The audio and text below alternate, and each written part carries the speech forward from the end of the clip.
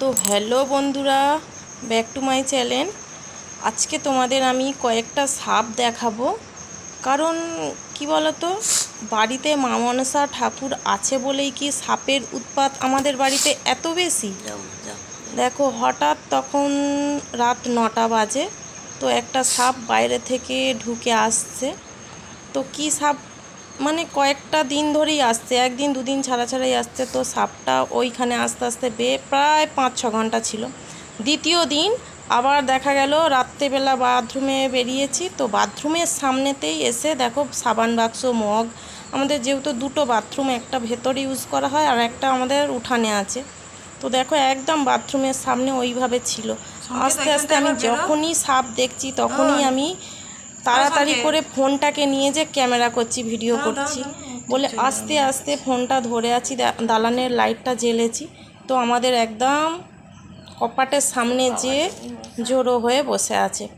তো আমরা কখনোই সাপ দেখলে মারি না, যেহেতু বাড়িতে মা মনসা ঠাকুর আছে। কারণ আমরা বলি যেখানের মা সেখানে চলে যাও। আমার বাড়িতে ঠাকুর আছে প্রায় 12 থেকে 13 বছর, চলন মা মনসা ঠাকুর।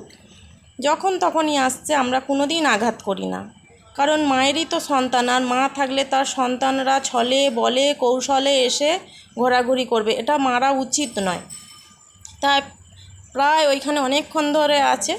আসার পর মানে তোমাদের দাদা ভাই দেখলে একটু বলে কোথায় ছেলেরা পা তুলে দেবে, রাগারাগি করবে, তো মারতে দিই না। আবার তৃতীয় দিন দেখো আমাদের ঘরের ভিতরে মেশিনে কাজ করছিলাম, বিছানায় আমি শুয়ে ফোন দেখছিলাম। তারপরে দেখি না হঠাৎ করে ঘরে, বেশি বড়ও নয় ছোটও নয়, মাঝারি সাইজের, এই দেখো একদম শোকেসের পাশ থেকে একদম বেয়ে বেয়ে যাচ্ছে। তো হঠাৎ চোখ পড়ে গেল, আমি বলি কী ব্যাপার। তারপর বিছানা থেকে ধীরপির করে উঠে ওই দেখো, তারপর শোকেসের তলা থেকে কোথাও খুঁজলাম আর কোথাও দেখতে পেলাম না, কোথায় ঢুকে গেল। আর আমার তো এখানে সেলাই মেশিন আছে, পাশেই সব প্যাকেটে জামা কাপড় রাখা আছে, এখানে কলসি আছে। তো পাশে অনেক খোঁজাখুঁজি করলাম, কখন কোথায় লুকিয়ে পড়েছে বুঝতে পারছি না। আর আমরা অতটা খোঁজাখুঁজি করিও না, যেখানে জিনিস আস্তে আস্তে আমাদের কোনো দিন কারো ক্ষতিও করে না, আস্তে আস্তে যেখানে জিনিস সেখানেই চলে যায়। আর আমাদের কিছুটা দেয়ালও না প্লাস্টার করা হয়নি, তো সেখানেও আশেপাশে ঢুকে যায়। আবার দেখো চতুর্থ দিন আবার দেখো একটা রাত্রিবেলায়, ঠিক বেশিরভাগ রাত্রির বেলায় দেখা যায়, 12টা 1টা 3টে নাগাদ এরকম, যখনই বাইরে বেরোবো তখনই দেখা যায়, কখনো হয়তো সন্ধ্যের দিকে এরকম। দেখো এখানে কপাটের গড়াটায় একটা আছে, তো বিশাল বড়। তো আস্তে আস্তে ধীরে ধীরে ওরা কোনো আঘাত, এত কথা বলছি ভিডিও করছি, চুপচাপ একদম, যে ছুটে পালাচ্ছে তাও নয়। তো আমাদের মা সত্যি জগৎজননী, অন্তর্যামিনী মা।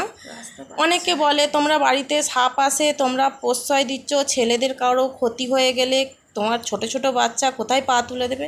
আমরা বলি দেখো, মা সে বসে বসে অন্তর্যামিনী দেখতে পাচ্ছে। এই ঘর ঠাকুর ঘর আমার সামনে, দেখেছো ঠাকুর ঘরে একদম সামনেটায় যে ওই ছোট্ট ইঁটের ফোকল আছে ওইখানে ঢুকে যাচ্ছে, আবার আস্তে আস্তে বেরোচ্ছে। এই ঘরেই একদম ঠাকুর ঘরটার সামনে, মানে এটা রাত্রিবেলা বলে তো ঠাকুর ঘরটা জ্বালানা কপাটগুলো বন্ধ, আর আমার ঠাকুর ঘরটা 0 ল্যাম্প জ্বলে, একদম এই আলপনা দেখা যাচ্ছে। তো মাকে আমার শতকোটি প্রণাম। আমরা কখনো মারিও না, আশা করি মারবও না। যেখানের মা সেখানেই আছে, ভালো আছে। কিন্তু দেখো মায়েরই তো সন্তান, আর কি করব বলো, বাড়িতে যখন তখন আসছে। এইটা নিয়ে 4টে 5টা, আবার হঠাৎ রাত্রেবেলা 5ম দিন দেখো, এই দেখো দেয়ালে আবার বাইছে, একটা ছোট্ট মতন দেয়ালে, সেও বাথরুম ঘরের কাছাকাছি। এটা টর্চ লাইট মেরে মেরে দেখছি, আমি খালি দেখবো যে এটা কি, মাথায় কোনো মণি আছে কি না, ফোনা আছে কি না, তো অতটা বোঝা যায়নি, যদিও ছোট। দেওয়ালে বাইছে।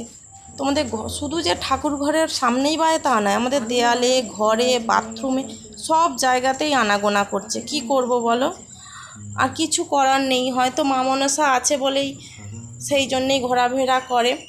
তো যাই হোক, মা আমার অন্তর্যামিনী মা, সবাইকে ভালো রেখো, সুস্থ রেখো, সবাইকে রক্ষা করো। আমরা মারি না, যখন তখন আসে, যেখানে থাকবে সেইখানে একভাবেই 4 ঘন্টা 5 ঘন্টা, এই হচ্ছে আমার মা মনসা। জয় মা মনসা, তুমি সবাইকে ভালো রেখো, সবাইকে বিপদ আপদ থেকে মুক্ত রেখো।